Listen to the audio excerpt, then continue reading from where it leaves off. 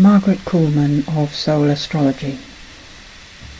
Gemini is typically about movement, so we need to have at least two places to move between. And Gemini is happiest with many places for variety, frequent change, tendency to let go of what has been and just be with the latest thing. I think of it like picking up pieces of a jigsaw puzzle and just popping them in a bag. It takes Sagittarius to put them together to make the picture. With Mars in Gemini as well, this movement of change, thought, ideas, communication becomes even more pronounced, delivered fast and with energy. Although with Saturn opposite to Mars, there is perhaps a restraint, whereby things need to at least have some purpose before one goes for them. Mars is also coming up to squaring Chiron and making a trine aspect to the South Node, sextile to the North Node. So it's possible that deeply lodged pains will be rising from the past. They are part of the human condition, even though we may experience them individually in our own ways. Mars in Gemini is likely to be delivering words with more energy than is required, which could tip the reactions into manifesting.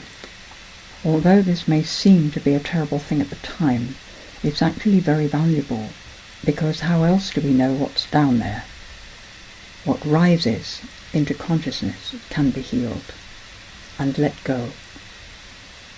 Venus is square to Pluto exactly in the chart, and with Pluto being in Capricorn, a thoroughly earthy sign, and Venus in Aries, ruled by Mars, quick to express, quick to react in relationships and in life itself, it could be that our movement this month feels sometimes almost dangerous, as though we are not in touch with what is correct in the world, going off at a tangent, out on a limb. Saturn trines Uranus at this time, as well as opposing Mars, so it will seem as though there is good purpose in what rises. And we will need to use our intuition to fully grasp what's happening and use it.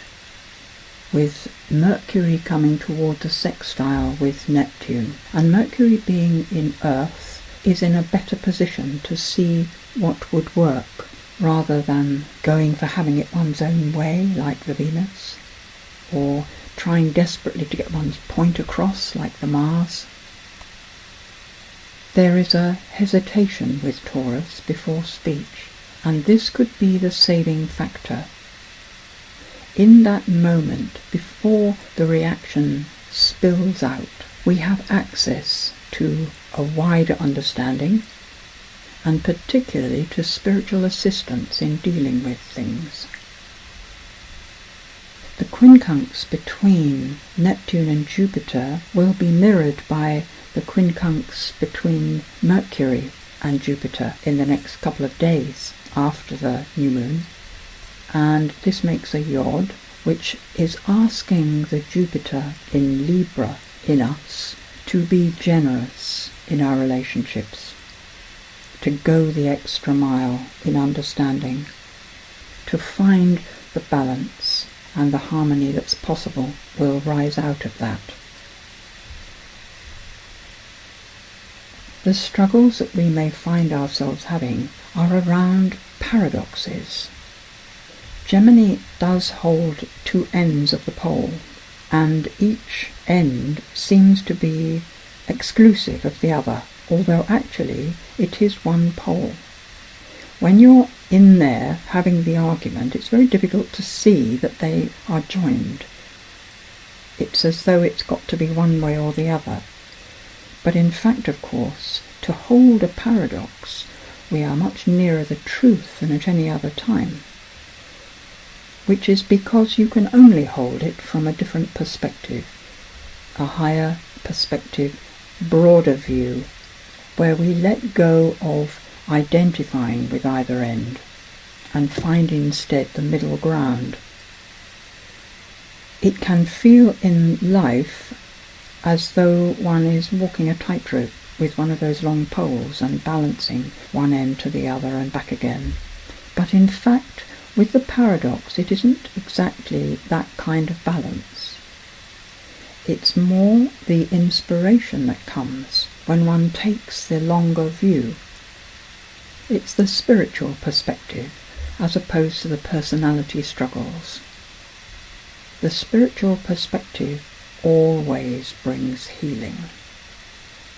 It always gives us a different view where we can see that each end has been slightly misunderstood, and how we can see that when properly understood, they are actually complementary. They fulfill each other's lacks. So the oppositions we've got, we have Venus in Aries, all me, and Jupiter in Libra, yes, but what about the others? We have Mars in Gemini, just communicate, just move, here, there, everywhere, and Saturn in Sagittarius, wanting to make the jigsaw puzzle, wanting to see the meaning of things, not just dash about.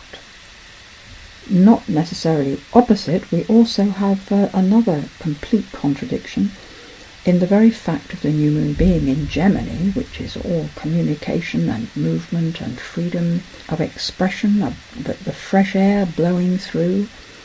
And we have Mercury, the understanding and the communicative energy, in Taurus, which is grounded, practical, steady. And yet all these differences blend together when seen from the spiritual view. At the very beginning of June, there's a ripple of changes.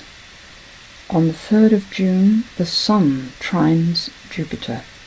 Open, wise, a beautiful expression, encouraging growth and kindness in speech and thought. On the 4th of June, Mars moves into Cancer, so the energy becomes much more emotionally available, more ability to speak about the feelings, to really notice and care for oneself, and therefore be able to care about how others feel. And on the 6th of June, Venus moves into Taurus, making a beautiful sextile with the Mars, and Mercury moves into Gemini, so the communication becomes easier, lighter, not so heavy and not so potentially stubborn and blocking, which Taurus energy in communication can become. So much more fluidity, much more warmth and movement.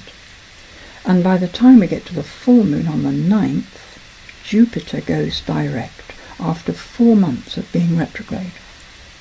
So the hold back that there may have seemed to be, that inertia with things you're trying to move, the frustrating blocks in the way of our forward movement, all begin to fade away, and gradually the growth speeds up. For the next 9 months we're going to have Jupiter going direct. It will complete its movement through Libra during October and move then into Scorpio. So for the time being we're still experiencing it through Libra. So the second half of this month, even from the beginning of June, so that's 3 weeks, I think all the things that have been we may have been struggling with will have a potential window for healing, for sorting out, for repairing and making new. And following that trine of the Sun to Jupiter, the recommendation is to put your heart into your life, put your heart into your relationships. Do what brings your heart joy and share that joy with others.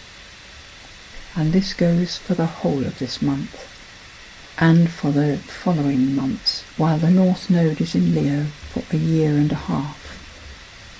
It's a call to come into the community, that we understand how society needs to be for each one to have their needs met, the Aquarian principle.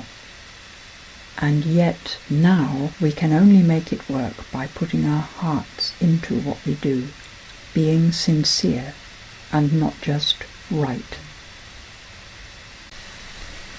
Let go of your thoughts of how it should be. Be with us now with a clear, open mind. Ask your question, state your need, then wait, poised in gentle quietness. All your needs are met. The gifts await your collection, but you must know they are there, or all you will see is the space where your self-worth is missing. Trust that all is held tenderly in the one crucible of love.